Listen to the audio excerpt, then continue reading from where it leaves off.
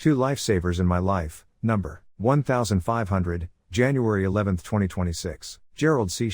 EclaireMD Foundation. Category: Memoirs of Humanity. Preface: I want to share a short video from YouTube with my readers. Here is the video link. She was about to break, then this happened. This short video is not commercial, not dramatic, and not loud. It is simply human. It quietly reminded me that sometimes a life is saved not by brilliance or power, but by a small act of understanding at the exact moment, when someone is about to break. My story, my life was saved twice in this way. Not by money, not by titles, not by luck, but by two college teachers with warm and kind hearts. Professor James Andrews at the University of Iowa in 1969, and Professor Norman Jones at MIT in 1972. This writing, my paper number 1500, is not about medicine, science, or research results. It is about humanity. It is about the human kindness that shaped my life when I was fragile, lost, and close to breaking, who I later became in the high-tech industry, and who I am today in my senior years, doing medical research, can all be traced back to their rescue, their teaching, their guidance, and their quiet concern and encouragement at critical moments. Most importantly, everything they did came from their kind hearts. This is humanity. What they did for me is exactly what I have tried to do for others throughout my adult life. Professor James Andrews. Professor James Andrews of University of Iowa passed away on May 27, 2024, at the age of 89. Professor Norman Jones at MIT and University of Liverpool is still healthy and living in Liverpool, England at age 88, whom I was fortunate to meet again in April of 2025. One is gone, one is still with us, but both live permanently in my heart. To honor what they gave me, and to pass their kind hearts and spirit forward, I have named my ongoing college scholarship program for underprivileged children, after both of them. This is my way of saying thank you, not only for saving my life once or twice, but for teaching me how to save others, quietly, patiently, and without asking for return or recognition. Humanity is far beyond fame, power, money, awards, recognition, and achievements. I was born after World War II into a medical family. My father was a German-trained surgeon, one of the earliest Western medicine practitioners in China more than 100 years ago. When Japan invaded China in 1937, my father closed his private hospital and became a battlefield surgeon. My mother was his nurse. From them, I learned that saving lives does not always look heroic. Sometimes it is simply showing up when others cannot.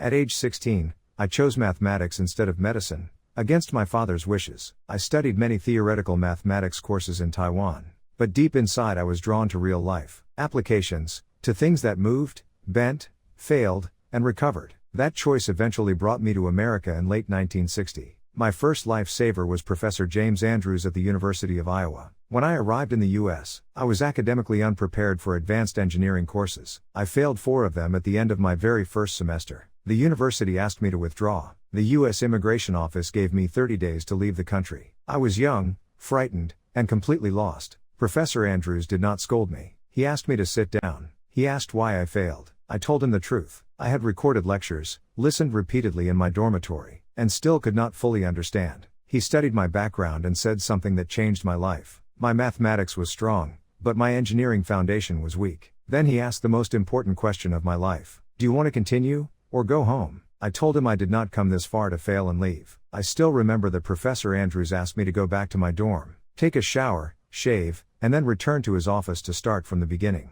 He believed me. He restarted me from the beginning, asking me to take basic undergraduate engineering courses again. He guided my course selections, found scholarships, answered endless questions, and taught me how to truly learn engineering. He was not just an advisor. He was a private tutor, a mentor, and a life guide. Under his guidance, I earned 2 additional bachelor degrees in 1.5 years, and later completed a master's degree in 1 year. He even gave my wife away at our wedding in 1971 in Iowa City Church, when her father-in-law could not be there. Without Professor Andrews, I would not have survived in America. 27 years later, in 1995, when my high-tech company Avon Corporation went public on NASDAQ, I flew Professor Andrews and his wife to Silicon Valley and seated them at the head table. He was in tears. I was not proud of myself. I was proud that I could finally make him proud. Professor Norman Jones. My second lifesaver was Professor Norman Jones at MIT. After Iowa, I struggled again. I worked as a restaurant waiter in Philadelphia, earning a minimum wage of $5 per day for 12 hours of work, but with 3 free meals. Later, I worked as a full-time janitor, cleaning toilets to pay my tuition while studying at night, for a PhD at Stevens Institute of Technology in Hoboken, New Jersey. Since age 15, I had told myself that one day I would earn an engineering doctorate degree from MIT. By July 1972, exhausted but desperate, I took a night bus from New York City to Boston, and knocked on 18 MIT professors' doors in one day. From 9 a.m. to 4 p.m., I was rejected 18 times. I refused to quit. At 4:30 p.m., I sat on the marble steps at MIT, and saw Professor Jones walk into his office. I followed him inside. He listened quietly. He reviewed my transcripts. He did not criticize my average GPA of 3.0. He noticed my upward trend and gently encouraged me by saying it was moving in the right direction. He asked how much money I had. I told him the truth. $1,000 only, almost nothing, compared to MIT tuition of $8,000 per year in 1972. Professor Jones first asked me to try again for admission in 1973. As I was leaving his office, I murmured to myself that it would mean washing another 1,000 toilets. He heard my words and called me back. He asked me about the toilet work, and I told him my story. He became quiet for a few minutes. He did not say anything. He did not promise anything. Then he simply told me to return to Stevens and wait for his phone call.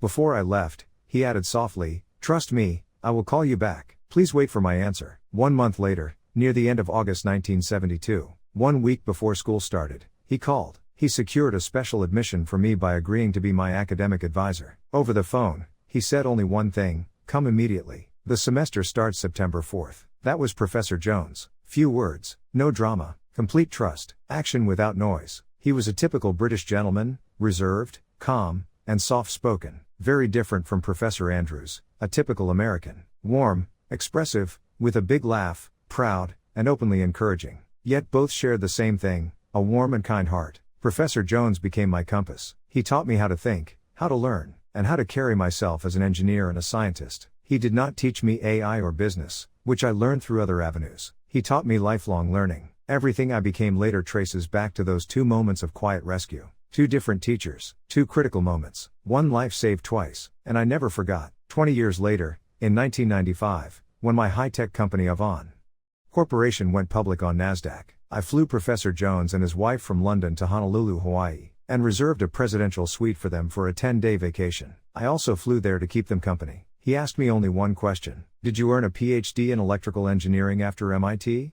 Otherwise, how could you build a top-ranked semiconductor company in Silicon Valley?" Given Professor Jones' own success and stature in the engineering field, I believe I had finally made him proud of my dedication, efforts, and achievements, especially the past 16 years of self-study and medical research that followed later in my senior life. Professor Jones is the only person who has read most of my medical research papers, not medical professionals. Although medicine is not his specialty, but he taught me almost every tool, except topology, that later became central to my medical research work. He has been the lighthouse in my adult life and professional career. Epilogue: the engineering of the heart. Most people are fortunate if they have one person who fundamentally changes the direction of their life. I was blessed with 2, while they differed in personality, one a warm American breeze, the other a steady British lighthouse. They shared a singular, vital quality, a heart that prioritized a struggling human being over a flawed transcript. For years, I believed my greatest success was in the high-tech industry. I was wrong. My medical research work, which occupies my senior years, is the period I am most proud of. It began as a desperate attempt to save my own life, but it evolved into a mission to save others. There is a direct line between the engineering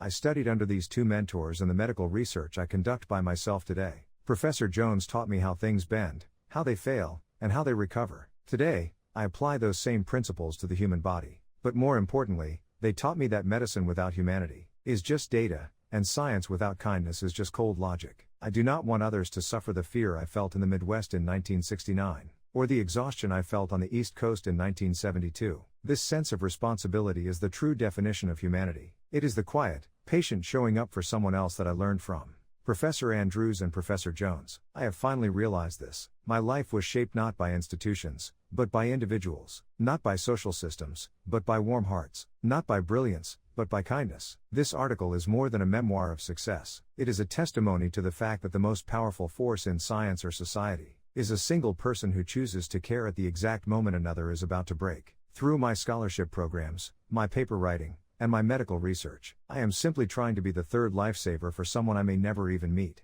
That is how their legacy lives. This is not a memoir about success. It is a record of how kindness propagates across generations when someone chooses to carry it forward.